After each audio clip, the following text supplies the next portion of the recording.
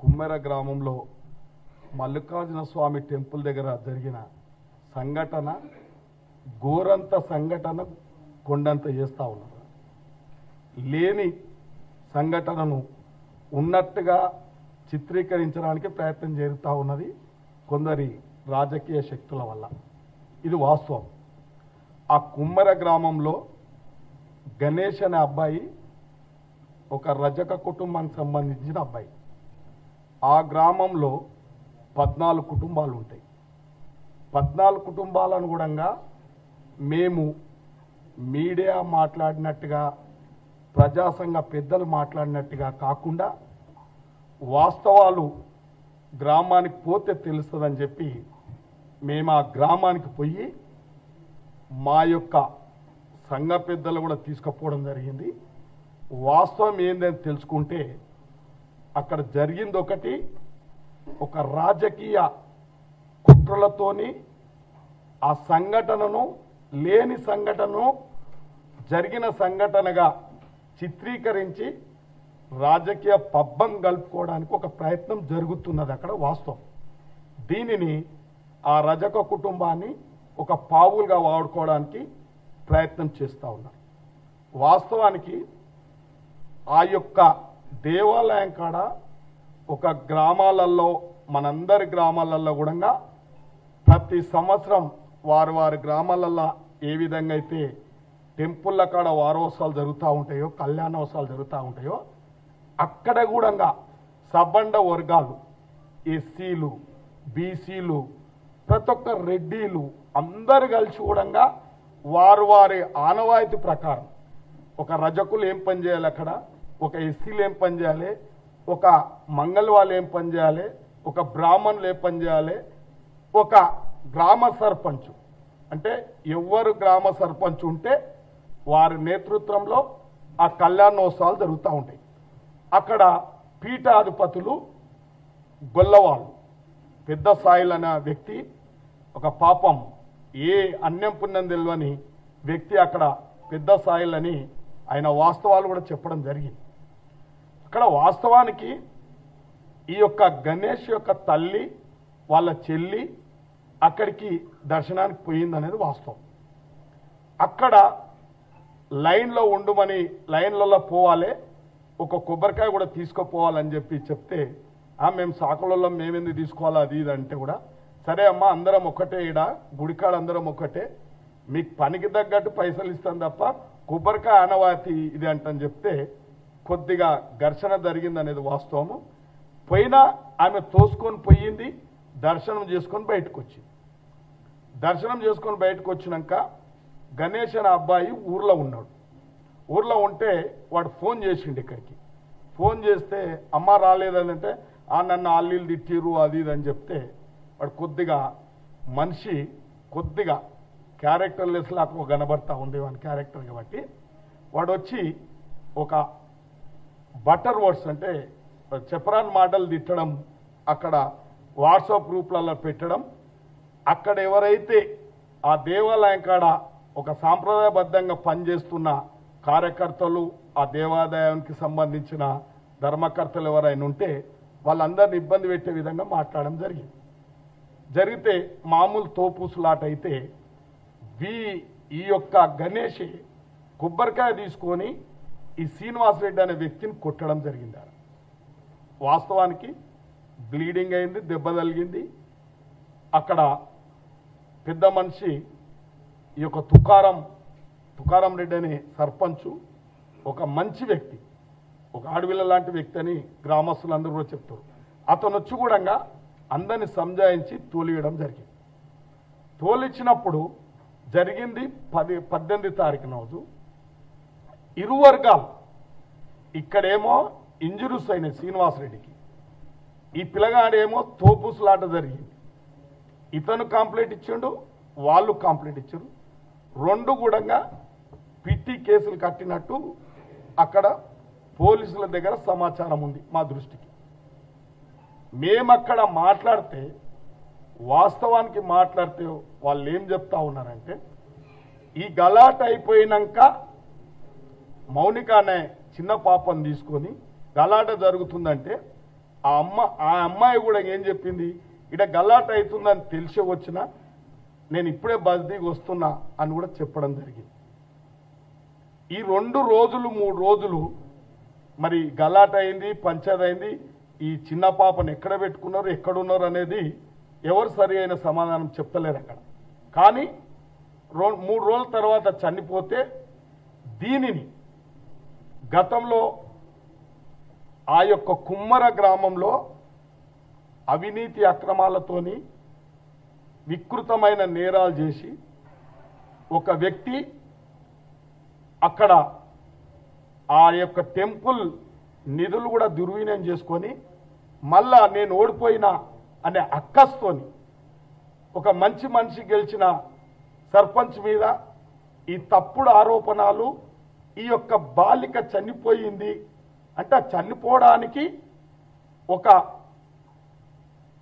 9 నెలలు నిండకుండానే 7 నెలలకే డెలివరీ అయింది కాబట్టి చాలా వీక్నెస్గా ఉంది అనేది అక్కడ నీలపూర్ డాక్టర్ల యొక్క అంటే లంగ్ ఇన్స్పెక్షన్ ఉంది, వాస్తవానికి బలహీనంగా ఉంది అమ్మాయి అని చెప్పి అక్కడ మెడికల్ లీగల్గా కూడా చూసిరు అందరు. కాబట్టి వీరు జరిగిన సంఘటనను వారిని ఆ యొక్క రజక కుటుంబాన్ని పావుల్లాక వాడుకోవడానికి వాళ్ళ రాజకీయ పబ్బం గడపడానికి ఈ సంఘటనను అంటగడితే వారికి కొద్దిగా పనిష్మెంట్ శిక్ష అవుతుందని చెప్పి ఒక వ్యూహాత్మకంగా ఈ సంఘటన అంటగట్టడం చూస్తే గ్రామస్తులు దానికి సహకరించలే.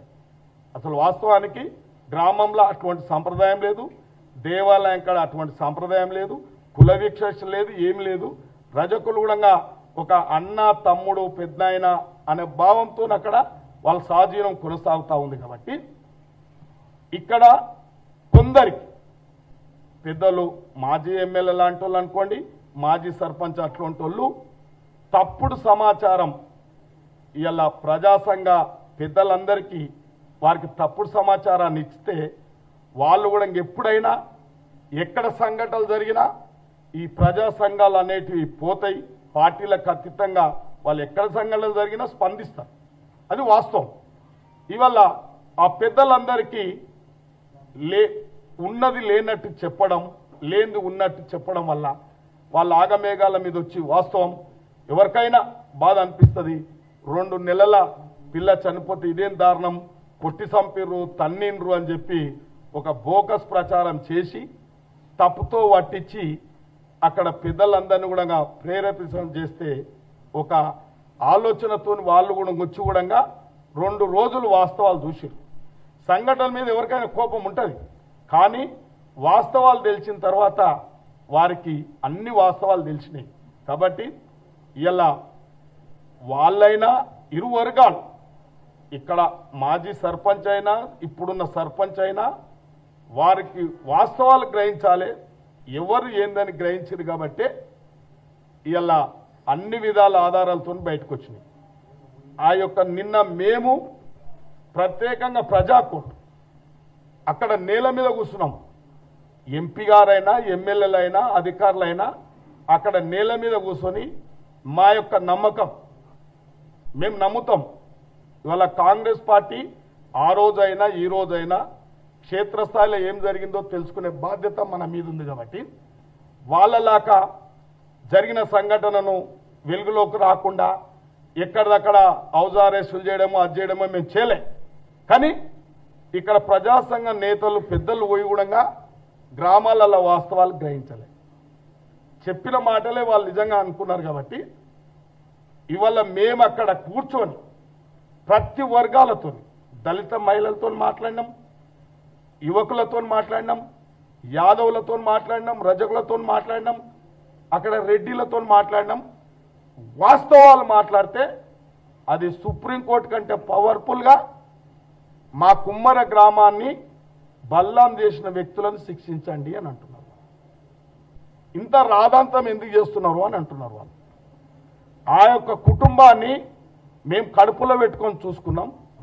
ఆ అబ్బాయి చిల్లర పనులు చేస్తే కూడా వానికి మంచిగా పని కల్పించి ఇందిరమ్మ ఇల్లు ఇప్పించి సర్పంచ్ ఇంట్లోనే 1 సంవత్సరం నుంచి ఆశ్రయం ఇచ్చి మేమందరం సహకరించి పనిచేస్తూ ఉంటే మీరు మా గ్రామాన్ని ఇట్లా బల్లం చేయడం భావ్యం కాదని చెప్పి ముక్త కంఠంతో అక్కడ మహిళలు అన్ని వర్గాల వారు చెప్పడం వల్ల మాకు పూర్తిగా నమ్మకం వచ్చింది. కాబట్టి ఇదంతా ఒక రాజకీయ కుట్ర. ఇది రాజకీయ కుట్రకు ఒక గిరిజన బిడ్డ ఒక మన రజక బిడ్డను వాడుకుంటారు అనేది నిర్ధారణ అయిపోయింది. మా రజక బిడ్డలు కూడా ఇద్దరు ముగ్గురు, ఒక అడ్వకేట్ ఒక లెక్చరర్ కూడా వాస్తవాలు నాతో మాట్లాడి చెప్పడం జరిగింది. అక్కడ మా రజక నాయకులు కూడా అన్ని విషయాలు చెప్పడం జరిగింది. కాబట్టి ఇది 100కి 100 పాలు. ఇలా జరిగింది ఒకటి చిత్రీకరించడానికి ప్రయత్నం చేస్తే అది ఆ గ్రామంలో గ్రామస్తులు వాస్తవానికి ఆ భగవంతుని సంకల్పంతో ఆ మల్లికార్జున స్వామి సంకల్పంతోనే ఇది అవాస్తవం అని చెప్పి ప్రజలందరూ ముక్త కంఠంతో చెప్పడం జరిగింది. ఎవరైనా ఇవాళ ప్రజా సంఘాలైనా నాయకులైనా ఏ పార్టీ అయినా ఇటువంటి సంఘటనలను జరిగితే జరిగిందని చిత్రీకరించాలి. జరగందాన్ని జరిగిందని చిత్రీకరించుకోవడం ఇది సమాజానికి మంచిది కాదు, ఇది పార్టీలకు మంచిది కాదు, ఎవరికి మంచిది కాదు. ఇవాళ వాస్తవం జరిగితే ఆ రోజు అటువంటి వాస్తవం జరిగిన వాళ్ళకు న్యాయం జరగకుండా ఇటువంటి తప్పుడు సంఘటనలను లేనిది ఉన్నట్టుగా చిత్రీకరిస్తే ఇది ప్రజలలో నమ్మకం పోతుంది, సమాజం మన మీద కూడా నమ్మకం పోతుందని చెప్పి నేను పెద్దలందరికీ విజ్ఞప్తి చేస్తున్నా. దీంట్లో తప్పుతో పట్టించిన వ్యక్తులను నేను ఒకటే డీజీపీ గారికి అప్పీల్ చేస్తున్నా, ఆ జిల్లా ఎస్పీకి అప్పీల్ చేస్తున్నా. ఈ యొక్క తప్పుడు ఆరోపణలను సృష్టించి తప్పుడు సంఘటనగా సృష్టించిన వ్యక్తులను క్షుణ్ణంగా పరిశీలించి వాళ్ళ మీద తగిన చర్య తీసుకోవాలి. ఇలా నిజంగా చెప్తున్నా, ఏ తప్పు చేయని కొందరు వర్గాలను ఇబ్బంది పెట్టడం భావ్యం కాదు. ఇవాళ ఎవరో ఇవాళ ఎమోషనల్ క్రియేట్ చేసి ఇవాళ వాని మీద కేసులు పెట్టు వీని మీద కేసులు పెట్టంటే, ఒక ఉదాహరణ చెప్తున్నా, ఒక పెద్ద అనుభవం ఉన్న వ్యక్తి, ప్రజా సంఘాలలో పనిచేస్తున్న వ్యక్తి ఒక డిఎస్పీని శాసిస్తున్నాడు. ఏం శాసిస్తున్నాడంటే, నువ్వు ఇప్పటికిప్పుడే ఎస్సీ ఎస్టీ కేసు పెట్టాలి అని చెప్పి శాసిస్తే ఎంత అవగాహన రహితం అనుకోవాలి. అంటే మీరు ఏది చెప్తే అది ఒక అమాయకుడు బలి కావాలా? ఎస్సీ ఎస్టీ కేసులకు అమాయకులు బలి కావాలా? అంటే మీరు ఇదేనా సంఘాలు నడిపేది? ఇట్లేనా? వాస్తవం తెలుసుకో.